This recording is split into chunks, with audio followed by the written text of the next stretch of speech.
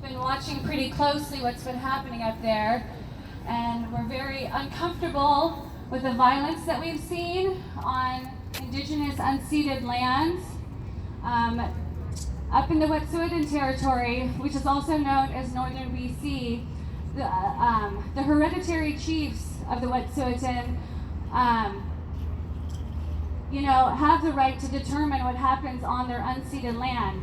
Unceded land means that there were never treaties negotiated with the Canadian government. So the Wet'suwet'en Nation is a sovereign nation, and the Canadian government needs to respect their rights and their laws. In 1997, there was this landmark Supreme Court decision.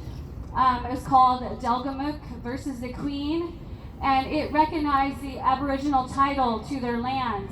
And it also stated that Indigenous people had the sole authority to determine what happens on their lands.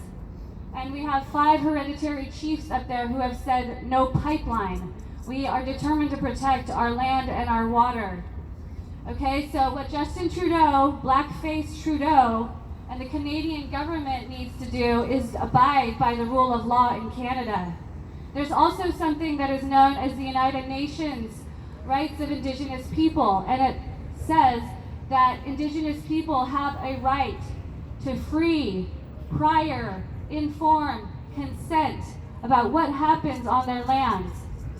So, what the Wet'suwet'en hereditary chiefs have been asking for is that the RCMP, which is the Royal Canadian Mounted Police, leave their territory, and that the pipeline workers leave their territory. There have been a number of blockades that we've been seeing in Gidimt'en, Mohawk territory, and the Wet'suwet'en territory. These blockades have proven to be very effective, and for the last 3 days, the hereditary chiefs have been in negotiations with 2 ministers of the Canadian government. And this morning, there was a press release about these meetings, and in order for these meetings to happen, the RCMP and the pipeline workers had to leave their traditional lands in order for the respect to be granted and these conversations to move forward. So the news is that the ministers are now willing to acknowledge the United Nations rights of Indigenous people, that they have the right to free, prior, informed consent at the beginning of these projects, not at the end. And so a lot of things are hanging in the balance right now. The hereditary chief, Woos, has declared that he sees this as a step forward, but this is in no way an end of the problem. What needs to happen is that the Coastal GasLink, which is an LNG pipeline, needs to be abandoned. It needs to be rerouted, or it needs to be abandoned entirely. The hereditary chiefs in the Wet'suwet'en Nation needs to be left alone to live in peace as they have since time immemorial. We are tired of watching the violence inflicted upon Indigenous people who are just trying to defend their lands. Enough is enough. Haven't we moved forward as people, as human beings by now? Okay, so this is very similar to what's been happening in Oregon, because right now we're in the midst of a bunch of permits coming out regarding our LNG pipeline, the Jordan Cove Pacific Connector pipeline. And our state has done the work. They followed the letter of the law. They listened to the scientists. The DEQ denied the permit. The DSL denied the extension. The CDCL denied the permit. Now it's hanging in the balance, and we're waiting for the federal decision on the pipeline. And we know that the Trump administration has lined the FERC, which is the Federal Energy Regulatory Commission.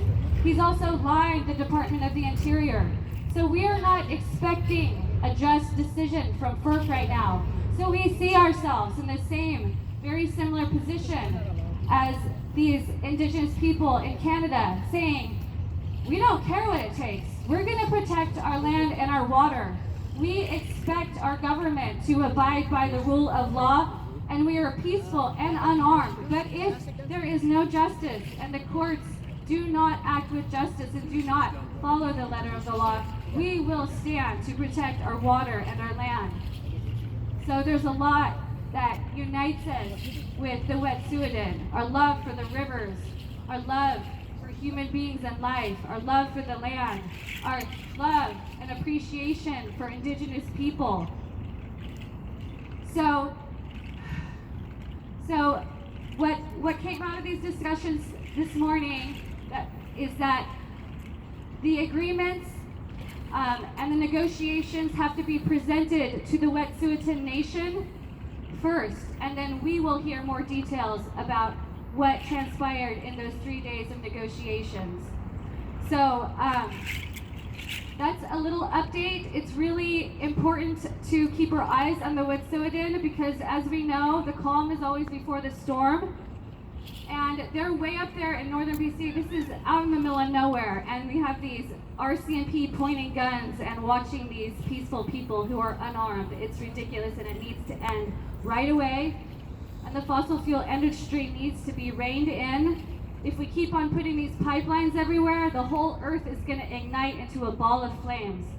Okay, so we need to just figure out some options. The people are asking for renewables. Enough is enough with LNG pipelines.